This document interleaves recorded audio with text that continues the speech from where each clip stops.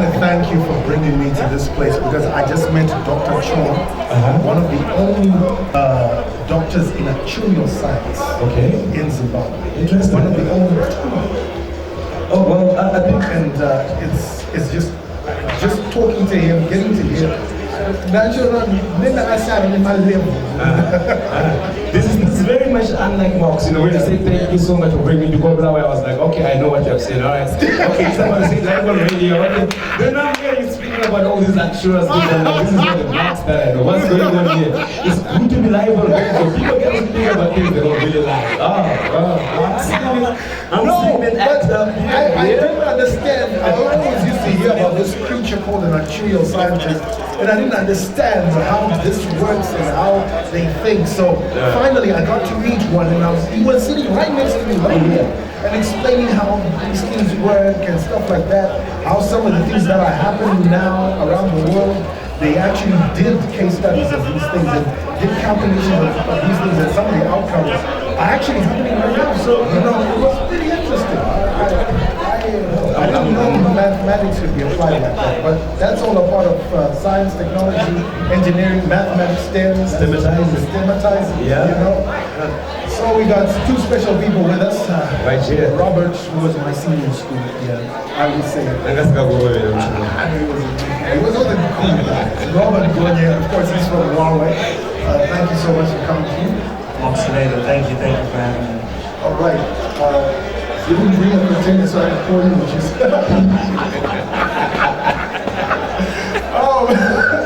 I'll get you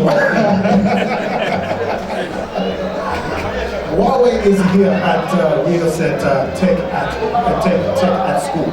What are you seeing that you're happy with so far? Well, at least the first thing that I'm happy is that we've got a new breed or a new quantity of young and upcoming entrepreneurs in terms of technology and how technology is being driven. So when we come on such a platform, we get to appreciate the new minds that are coming forward.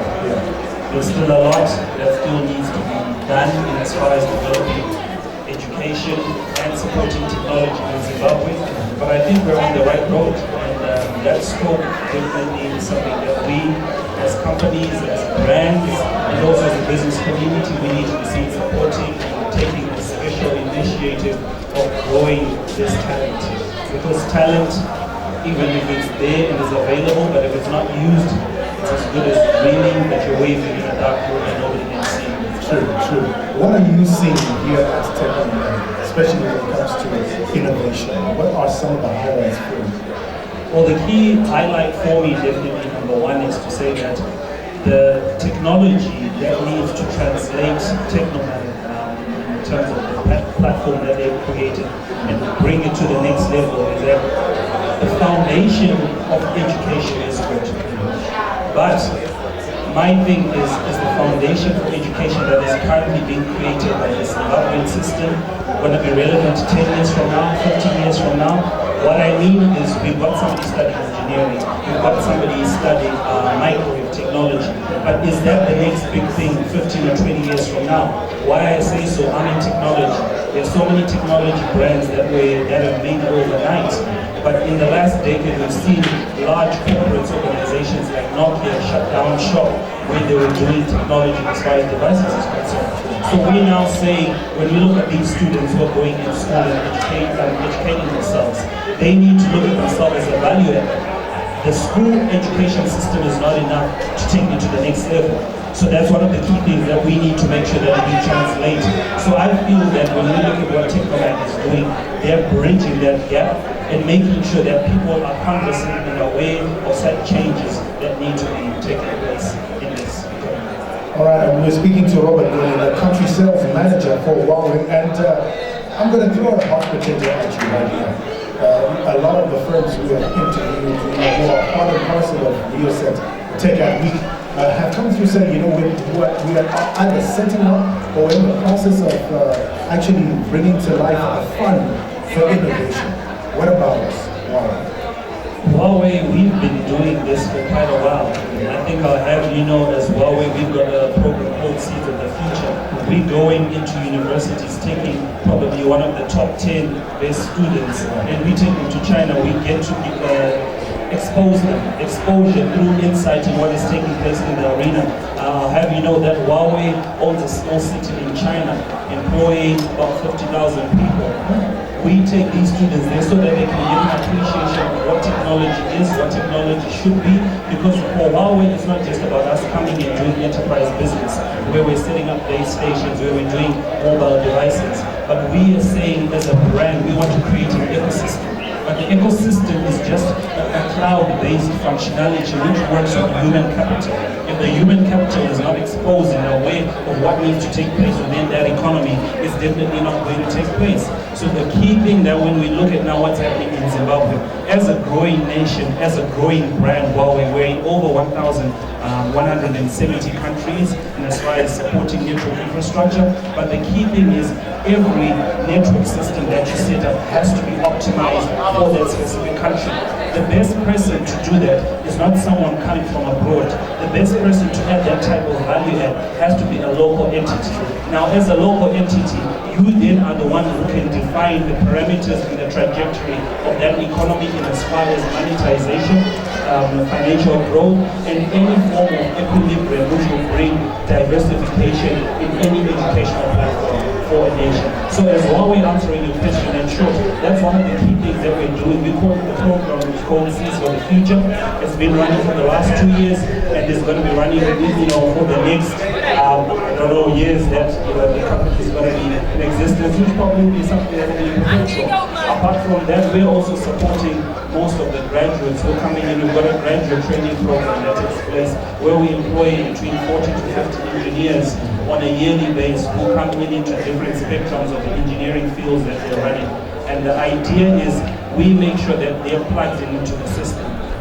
We're doing network infrastructure. I think you're very much aware for Taiwan.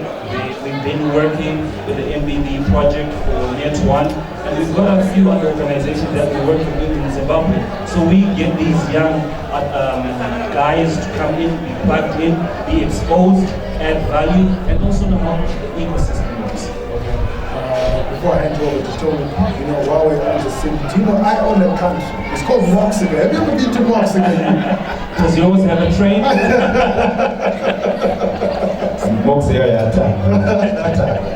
But just going deeper, so this is kind of like Huawei's Silicon Valley. Yes, it's a Silicon Valley because of the key thing about it is the city. We made a revenue last year globally of just over $6 billion.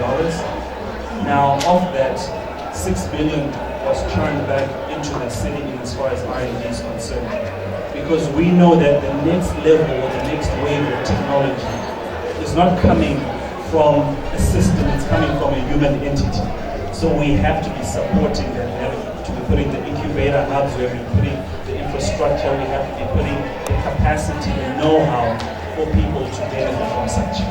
We need to see a day when TechnoMag owns a city, where technology innovation is coming alive from there. I will not say we've got one, but interesting. You know what now, Mox? Let me just add on to what you were saying. I am a witness. I'm not doing marketing for the Huawei guys, but a few months back they actually took me to China. I was part of the Huawei Seeds for the Future program. Beautiful place it is, trust me. I managed to tour around the Huawei city.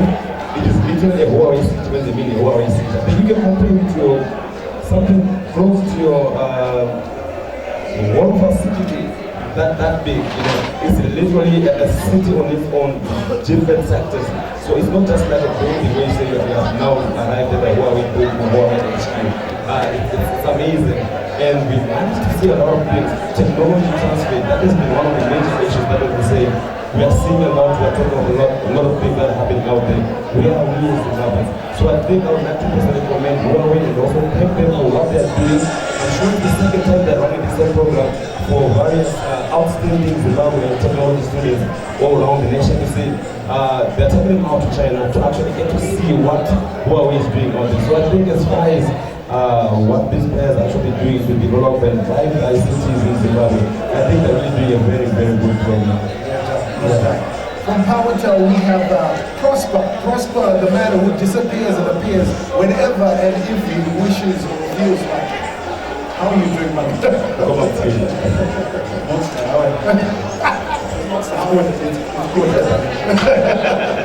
When you want to create a leader for the Powertel, we hibernate. Okay. Please, for those of you who owe people money, for you to create money, just give people back. Don't say I hibernated so that I can get your money. No, please, just give people back. All right, my brother, what is happening with Powertel here at TechnoMag? We are very excited, Mox, to be part of this event. This is our second time participating in this event. We started with the inaugural one, which was last year, and we are here again. And as Powertel being the leading converged telecommunications company in Zimbabwe, we provide what we call quadruple play value demand services, which is the voice, data, video, and value-added services. And we are happy to be doing so today. Today, as you can see, a lot of people are moving their researching because we have managed to install Wi-Fi that is currently working as we speak right now. We believe in education, we believe in personal productivity, and we believe in business productivity. So what we have managed to do is to come here and share the infrastructural development that we have done for the past 15 years that we've been in the industry. As we are aware that we have managed to invest in fiber over the pylons that is traversing along major highways, connecting to SECOM and to international gateways. We've also managed to invest in fiber technology, which is called OPGW, fiber over the pylons, taking advantage of the existing heritage infrastructure that our mother companies, Zesa Holdings, have invested in. Resonating very well with government's initiatives, which is in line with the Zima set, as you know, that are subscribed to the two main pillars, infrastructure and utilities, beneficiation and value addition. We managed to add value, that infrastructure, connecting to Botswana, to international gateways, London, Amsterdam, New York, bringing reliable internet connectivity and capacity to Zimbabwe. That will then add value to the education sector, add value to most universities, college, every sector in as far as communication is concerned. And that's why we are here, to be able to share with this. We're also getting to poach talent from various institutions so that they are able to join the growing organization, Powertel, and be able to come up with new innovation that will take the organization to digital heights. Is the day coming when Powertel can say we have a fiber connectivity for people in Bush, as far as Cholocho? Is that day coming? Absolutely. It has started. In most parts of the country, we have managed to invest our infrastructure. As you know that it's one day at a time. We build all the best of the past, best for the future. Currently, we are investing fiber going to Bedbridge and other parts of the country. But what we've managed to do also is the presence of fiber is to answer connectivity in as far as internet is concerned. So what we managed to do is introduce other platforms that still connects those areas. We have VSAT, which connects to remote areas currently. So whether in Rutsito, or anywhere, you still be able to be connected to Powertel through other platforms. Where at least we are coming with fiber that we know can deliver high speed in as far as internet is concerned. But still the platforms are able to deliver what we call full duplex, reliable internet connectivity. We've also managed to install our base stations to other areas which are powered by what we call code division multiple access, or CDMA, that are able to deliver speed up to 3.1 megabits per second, which is quite reliable, able to do the live video without any buffering. And we've managed to do so in most cities and towns, still bringing reliable internet connectivity to Zimbabwe and also voice connectivity to Zimbabwe. One product that we've also managed to deliver, which breaks the boundaries of geographical limitation, is what we call the Power Connect Universe, which is an app that allows our customers to be on any platform, whether you are on this X, Y mobile operator, Z mobile operator, you still be able to download that app and be able to make calls from anywhere in the country or anywhere in the world. whether in China or in Zulu, if it's there, you still be able to make Moxica. Yes, my country. Yes, in Mexico. Yeah, in Mexico. Take that thing. Take that. This is what we have done, but we are coming to any area that is available in Zimbabwe. So you know that we are mandated to be able to do so through our pilots. But let me also ask you to say that this whole event will be live streaming as well from the inside, fully powered by Powertel. So yes, big up and shout out to Powertel. They've been doing a great job. And also the live streaming, if you are watching us as well, is powered by Powertel from CO.ZW. But I think I have to just pose a question. Yes, the anchor DJ with you, Mox. Yes. For Powertel, we are talking of fiber over the pylons. This is already existing infrastructure that you guys have always had under ZESA. I personally feel that you are not doing the best that you should be doing in the market to connect people, especially with the already available infrastructure. Why don't we have like fiber all over? Because I understand that the cost of internet is going to go down tremendously because of the availability of connectivity or connection all around the nation. So we already have fiber. Well, why are we not having fiber all over running across the desert islands? If you can run fiber, you overhead fiber. Well, why are we still struggling? And I understand we have got less than 20% of Zimbabwe covered under fiber. Yet we've got more than 50% covered by ZESA. Thank you very much, Eka DJ. Hot potato. It's a process. I will take you through the process. What we managed to do first was to establish a platform that enabled Powertel to offer capacity to existing operators. As you are aware that we are the carrier of carriers. So that platform is now available. We have been carrying these all other operators insofar as capacity is concerned, so that they are able to deliver their services to the nation. What we've also managed to do is initially when we introduced internet connectivity by laying fiber over the pylons going into international gateways. What we started by doing is we started with STM4. We then went to STM16. Now we're STM64. And we've also upgraded our SDH capacity so that we're able to innovate around our infrastructure. So the process has begun. Recently we launched fiber to the home through OPGW over the pylons in Braeside. And we have laid up a plan that is available with the help of all interested stakeholders to deliver this fiber to the home in all areas through our pylons. So it's a process, and just like you and me and the rest of people at Powertel, we would love to see this happening overnight. But we believe that with technology, we've got to be very careful on how we are going to deploy it. But absolutely, this is going to happen, and it has started. In Braeside, people are enjoying this ice cream. What is going to be your role in dealing with the bottleneck that we have in terms of having so much innovation from the people and commercializing finance? I would say that the first and foremost is technology is ever evolving. What we do is by innovating, how we are going to do is to educate. First of all is we create partnerships with the local universities, local teachers colleges, local colleges. Is like what is happening right now. I like so much the systematization process that is happening. I also did, I systematized myself. Yes, I'm systematized. So that will give a platform of hold on. I systematized myself. Yes. It's like I am systematized.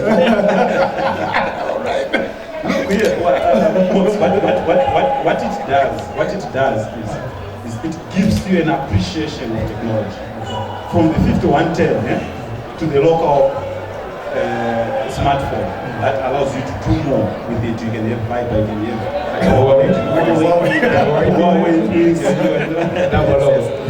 So that can only be accepted through appreciation. So we are working with colleges currently to make sure that they also are able to appreciate and take the information to the centers where it's supposed to be. So that will enable us to bridge that gap of knowledge and innovation. so that adoption of any service that we introduce can be fast. Thank you so much, Prosper and Robert here from Huawei, and of course Prosper from Powertel.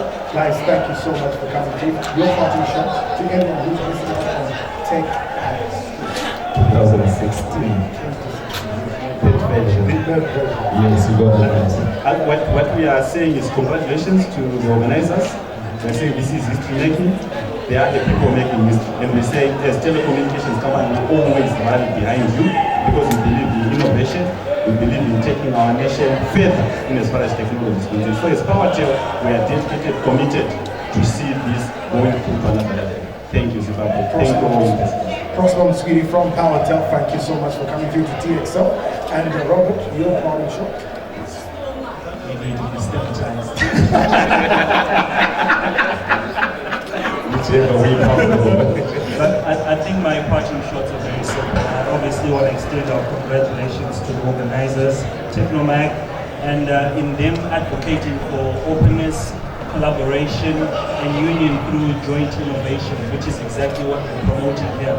The future of where we're going as a nation starts from such a place, such a stage, and such an incubation. And if we are here working together and supporting it, I think definitely next year it's going to be bigger, it's going to be better, and it will be nice to have not only just the local entity, but we need to now extend it to the international entities to come in and see the value that's taking place and that's being grown and nurtured locally in Zimbabwe. Thank you. Robert Gonye, the country sales manager for Huawei, thank you so much for coming through. Any partitions for you? We're not you shooting at anyone. But listen up, Mox, yeah. You see, I think speaker after speaker, you can as well just confirm that these are the corporates and the business sector that we've been talking to say what are we really doing for the banking and tech ecosystem in Zimbabwe. You know, we get so much interest and excited to see this kind of support coming through. They've been doing a lot. A big way in infrastructure, you know, because without the infrastructure that Powertel has been laid, we cannot talk of technologies, we cannot talk of ICTs, we cannot talk of the grants. This is the most fundamental thing that you need. So without the infrastructure, we can talk of anything that you want, but first let's lay the infrastructure, let's be connected. You know, in other countries, I'm always saying that you cannot compare our internet from other developed countries because these guys have already got the infrastructure already laid. So once you've got infrastructure already laid for the whole country, it means that communication will be much more cheaper because the infrastructure is already there. So I think that we are not yet where we really want to be, but they're doing something and they've already moved in bounces so that we really get to the space that we want to be. So that is also part and parcel of the same vision for TechnoMag 26 to say what are we really doing to create an enabling environment that can actually stimulate and allow our ICTs and our technology to grow. From the Huawei side, I'm also impressed, especially with the Seeds for the Future program that they've been running. Many more students, for me it was my first time to be in China. They took us out there, we saw a lot of things. You know, you change the way you see technology. It's all about your perception. 90% of the times, the reason why we in Zimbabwe do not manage to achieve things is because of the way we see, the way we believe, and the way we've been taught things are supposed to run through. So I think it's a very, very powerful program that we're actually running across all universities. These are the same people in areas, and it's a market of our interest to say, what are we doing as Zimbabweans, as the corporate world, to systematize, to stimulate, and drive, the growth of ICTs and technology. So yes, I'm also systematized in another way as well. Yeah, so we're greatly honored, and once more again, Huawei, Powertel, we thank you so much for joining us at the Tech School 2016 year for the Riot Vision. Nast Blawayo, and we are greatly honored, and thank you so much for your support, and we are looking forward for so much more so that we develop our own technology in Zimbabwe. Mox? Right, we're going to continue dropping some more. Oh man, I got about 14 minutes before we touch down on 3, but you know that creature called an actuarial scientist, well, I'm going to be talking to one just now.